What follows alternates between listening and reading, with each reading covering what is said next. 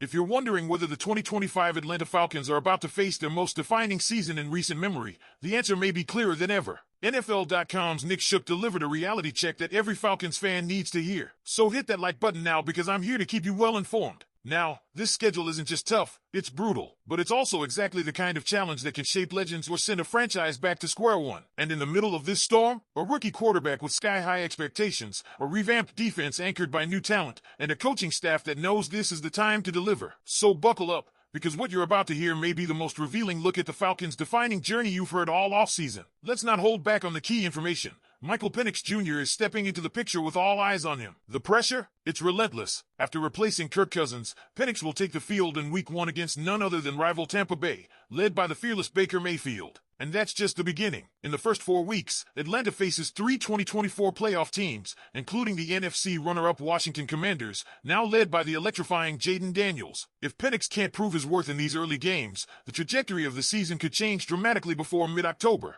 It's a trial by fire, and there's no easing into it. And that's not an exaggeration, just a look at the matchups confirms it. After the Commanders, Atlanta has to brace for Josh Allen and the Buffalo Bills in Week 6, and then travel across the country to face Brock Purdy and the San Francisco 49ers in Week 7. These aren't just games. These are litmus tests for the legitimacy of a franchise that hasn't seen the playoffs since 2017. And if you're thinking, well, at least there's a bye week, sure, Week 5 brings that breather, but it's more like catching your breath before the second half of a marathon. From mid-October onward, the Falcons are facing a stretch that could break teams. 4 road games in 5 weeks. A transatlantic trip to Berlin to play the Colts, hosting the Panthers and closing with a potential playoff decider in a primetime matchup against the Rams in Week 17. That's the grind, that's the gauntlet, and that's the crucible this young Falcons squad will have to survive. Why so much national attention? Simple. Playmakers, real ones. Running back Bijan Robinson is ready to carry more of the load. Drake London is maturing into a WR1 before our eyes. And if Kyle Pitts finally breaks out like many expect, this offense could explode. It's no wonder the Falcons landed 5 primetime slots again in 2025, including 2 critical ones in Weeks 15 and 17. The league wants to see what this team is made of. And so do we. But this isn't just about the offense. Atlanta's defense, re-engineered and youthful, is ready to prove it can go toe-to-toe with the best. One of the most fascinating developments is the elevation of Rook Orhorhoro.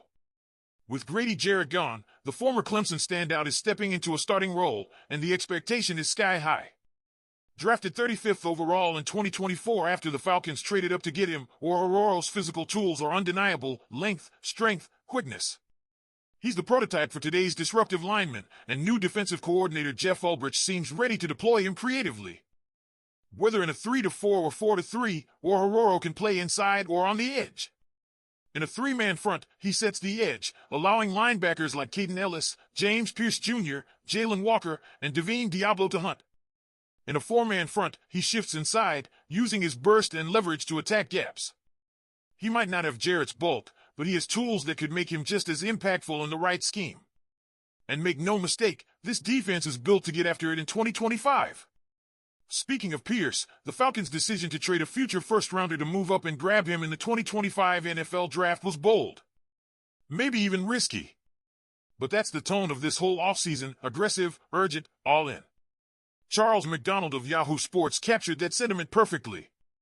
He listed Michael Penix Jr. as one of 5 second-year players primed for a breakout. That's not just optimism. That's recognition of the stakes. Let's not forget, the Rams now own Atlanta's first-round pick in 2026. That means there's no safety net. No rebuilding fallback. The Falcons must perform now. And Penix, who showed flashes late in 2024, is being asked to shoulder the load. The talent is there, his deep ball is lethal, his arm strength elite. But consistency? Accuracy? That's what this season will test. With the top 6 offense returning, including a healthy, highly paid offensive line, the structure for success is in place. Add in Tyler Algier and Darnell Mooney, and suddenly, Penix is surrounded by playmakers at every level. It's now about chemistry, reps, and resilience. He'll get the majority of first-team snaps in training camp, and that should accelerate his development.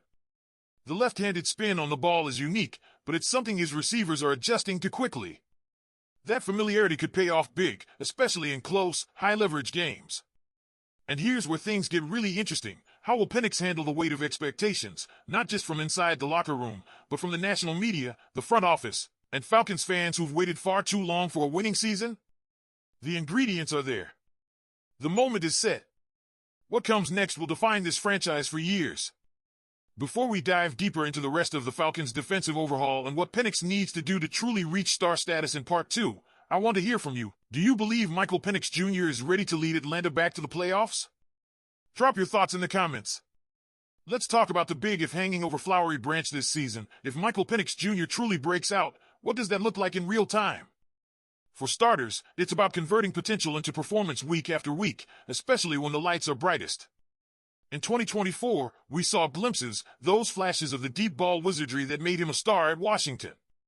But this time around, there's no buffer, no wait and see. It's his team.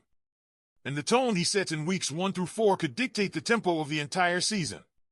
Now, let's be clear, Penix isn't walking into an empty cupboard. He's entering the huddle with one of the most complete arsenals in the NFC. Bijan Robinson can do it all, run inside, bounce it outside, catch out of the backfield, and when he's rolling, he opens up everything. That's when Drake London starts drawing softer coverage.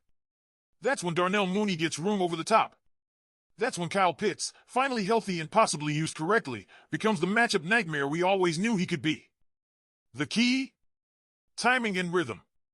Penix has to gel with these weapons, and quickly. The beauty of having the full training camp reps is that it's not about surviving the offense, it's about owning it. And when you talk about quarterbacks who elevate the guys around them, that's the next level for Penix. It's not just about throwing a 50-yard bomb. It's about knowing when not to. It's about converting 3rd and 6 with his eyes, his feet, his anticipation. But let's not ignore the other side of the ball. Because if this defense doesn't hold its weight, none of the offensive fireworks will matter. That's why Ricor Hororo might be one of the most important players on the roster. He's stepping into a role that was defined by Grady Jarrett, one of the most respected veterans in the locker room. That's not just about replacing production. That's about stepping into a leadership vacuum and proving you belong. With Ulbrich calling the shots and promising multiple fronts, Hororo's versatility becomes crucial. One week, he might be holding the edge against a run-heavy Saints offense.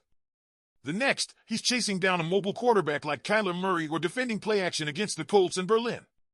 This is where the mental game kicks in. The technique. The consistency. The urgency. And here's the truth, if the Falcons want to end their playoff drought, they can't wait until midseason to figure things out. The margin for error is slim. Expectations are high. And yet, there's something in the air. A belief that this could be different. So, Falcons fans, we've laid it all out. The schedule, the stakes, the stars, the plans. Now it's your turn. Leave a comment below and tell us, what excites you most about this team? What worries you? Is this finally the year we bounce back? Don't forget to like this video and subscribe to the channel. Go Falcons!